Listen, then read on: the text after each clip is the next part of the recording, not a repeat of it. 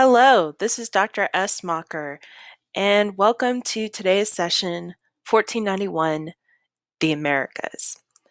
So we're going to talk today about what the Americas were like prior to the contact with Europeans, and hopefully this will shed some light on why contact with Europeans was so often disastrous for Native Americans, and also very complicated. So, what exactly is going on in the Americas in 1491? Well, in order to explain 1491, we need to actually backtrack quite a few thousand years. In particular, we need to go to about 15,000 BCE to be exact. So, the Americas were, based on linguistic and genetic evidence, were settled somewhere around 15,000 to 13,000 BCE by people who came from what is today's Siberia and East Asia. Now, some estimates put it at as early as 18,000 BCE. A recent find in Mexico suggested that the date could be bumped back even further, but most scholars kind of have a moderate estimate of between 15,000 to 13,000 BCE. The ways that Americans arrived were across a land bridge.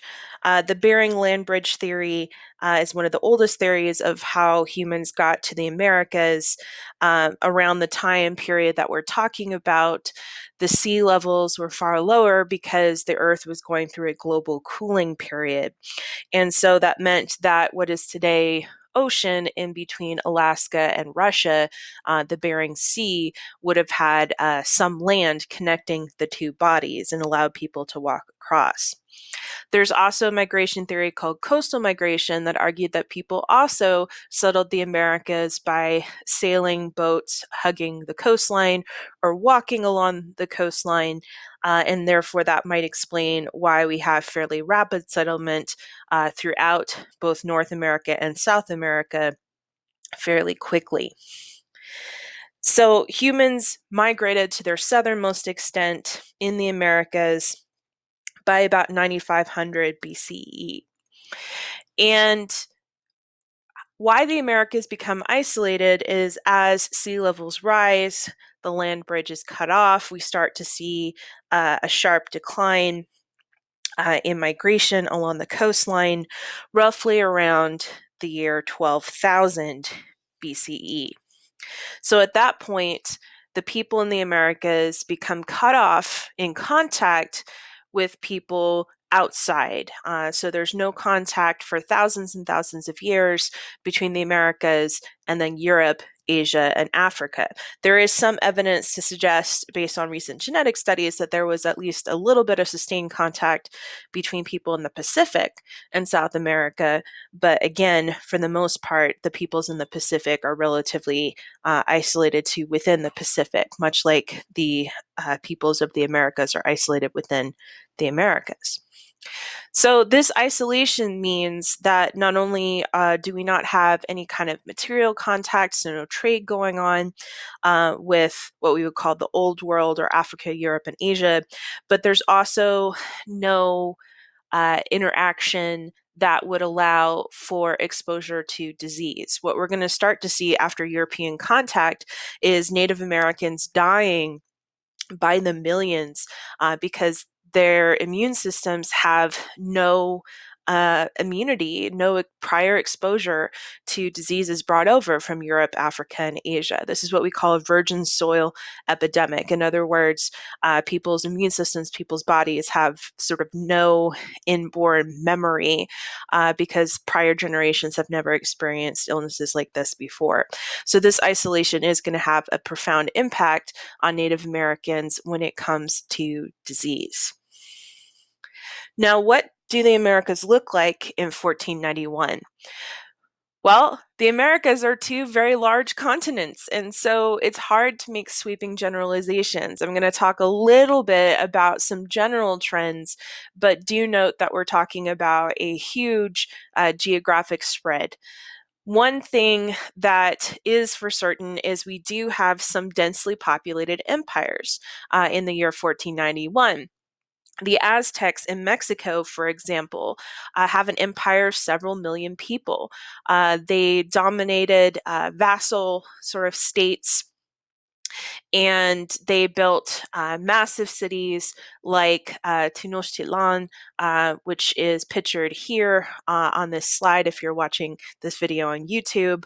If not, if you're listening to this podcast, I strongly encourage you to Google Tenochtitlan and look at pictures of some of the massive temple structures. And when Europeans first arrived in Mexico to the Aztec Empire with the expedition of Hernan Cortez in 1519, they reported that the city rivaled cities back home in Europe, in Spain and Portugal. And the Aztec capital of Tenochtitlan largely becomes subsumed by what is today modern day Mexico City. So the Aztec Empire had a population of millions in Mexico. And then farther south in South America, in what is today Peru, the Inca similarly have an empire that spans a huge geographic region and millions of subject peoples. The Inca's empire was impressive both in their engineering and infrastructure. The Inca built a massive network of thousands of miles of road to connect their far-flung empire located within the Andes Mountain region. And similarly to the Aztecs, had impressive structures in their urban centers. And as the Spanish noted when they initially encountered the Inca, lots and lots of gold, which the Spanish really were looking for. So these two empires are examples of densely populated settlements, politically complex empires, and urban centers that we don't really see in other places in the Americas in 1491. For the most part, other than the Aztec and the Inca in 1491, we don't really see a lot of densely populated areas within the Americas, and particularly North America, because this is a US history class, we're going to focus on North America. Now, that wasn't for a lack of there having ever been densely populated centers, but the only ones remaining in 1491 on the scale of an empire and urban centers were the Aztec and the Inca. Why is this so? Well, the continents are really big. We do have the practice of agriculture in the Americas and technological innovation, adaptation to local environments. But for the most part, these groups are incredibly diverse. If you look at a map of just sort of the languages spoken by Native Americans, in just North America alone, you'll see a huge diversity of the number of language families. And so these are very culturally different groups. And this is a good point to note that the term Native American would not be one that would be recognized by peoples living in the Americas in 1491, because to them, they had their own distinct regional, cultural, tribal identity, and they did not see a common identity with other groups living in the Americas at that time. Native American as a term is created by the Europeans when they come into contact, because they tend to lump all of these groups of indigenous peoples living in the Americas together as this kind of other to try to manipulate, to conquer their land, to trade with them. And they do see some cultural differences and take advantage of that in diplomacy and war, but for the most part, they kind of lump them together as a group in a way that these peoples living in the Americas would not have done themselves. So because these people are spread out across two vast continents and many islands in the Caribbean, there's a lot of distinct differences in the way these cultures live and adaptation to local environments. For example, groups that live in the Great Plains region of North America, where it's very difficult to practice agriculture due to the tough nature of prairie grass. It's very difficult to till the soil in the Great Plains region until the invention of the steel-tipped plow in the 1800s. These tribes in the Great Plains are going to be migratory, mostly following their main food source of the buffalo, whereas tribes living in the Pacific Northwest or the Gulf Coast region might take advantage of a more sort of hospitable climate for agriculture, for fishing, for food gathering, and they might not have to move around to the extent that groups within the Great Plains do. And so these are just kind of some examples of how different Native American cultures look depending upon the geography. Now, again, the population of the Americas is incredibly diverse, and you can't really make many sweeping generalizations that are going to be universally true. But there are some things that most Native American cultures have in common that we're going to see that Europeans remark upon when they move into the region because they are distinctly different from what Europeans believe. For example, most Native American groups viewed land as a communal resource. So, in other words, private ownership of land, which was something in Europe that you used to build wealth or status of wealth, was you owning land, was not something that really happened in Native American cultures. There's this view that land was a common resource given by the creator god, and many Native American cultures, while they had belief in spirits and multiple gods, did have a single creator god. And therefore, you were stewards of the land. You made use of the land to support yourself, but you did not have a claim. You could not absolutely own land. And this is going to directly clash with Europeans who are all about private ownership of the land. There's also a lot more equality between the sexes among Native Americans in comparison to the Europeans that they're going to encounter starting in 1492. Most Native American cultures in the Americas were what we call matrilineal. So, in other words, they trace their heritage through their mother rather than their father, like we see in Europe. And many women in Native American societies held positions of importance.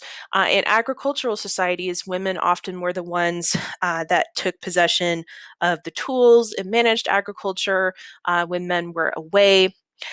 In other societies, women were seen as valuable as mothers of warriors, like we see in the Aztec and Mayan cultures in Mesoamerica.